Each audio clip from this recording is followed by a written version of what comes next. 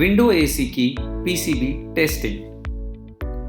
आज हम लोग सीखेंगे कि विंडो एसी की पीसीबी कैसे चेक की जाती है। एसी के इनपुट सप्लाई 220 वोल्ट से लेके 240 वोल्ट एसी होना चाहिए। इसके बाद वह इनपुट सप्लाई रिले से आउटपुट के रूप में भी मिलना चाहिए। यदि रिले से आउटपुट सप्लाई बाहर नहीं आती है तो हमें पीसीबी बदलनी पड़ेगी। इसके बाद हम पीसीबी के आगे की सप्लाई चेक करेंगे, जैसे thermistor, swing motor, fan motor और डिस्प्ले। इन सभी पर वोल्टेज आनी चाहिए। वोल्टेज ना मिलने की स्थिति में हमें पीसीबी को बदल देना चाहिए। सबसे पहले रिले से इनपुट पर 220 वोल्ट एसी और आउटपुट पर 220 वोल्ट एसी मिलना चाहिए।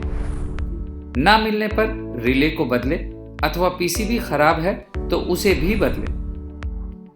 थर्मिस्टर के लिए 5 वोल्ट डीसी का होना जरूरी है और नहीं मिलने पर पीसीबी को बदलें। स्विंग मोटर के लिए 220 वोल्ट डीसी होना चाहिए। ना मिलने पर पीसीबी को बदलें। पीसीबी से मोटर सप्लाई वोल्टेज ना मिलने पर पीसीबी को बदलें।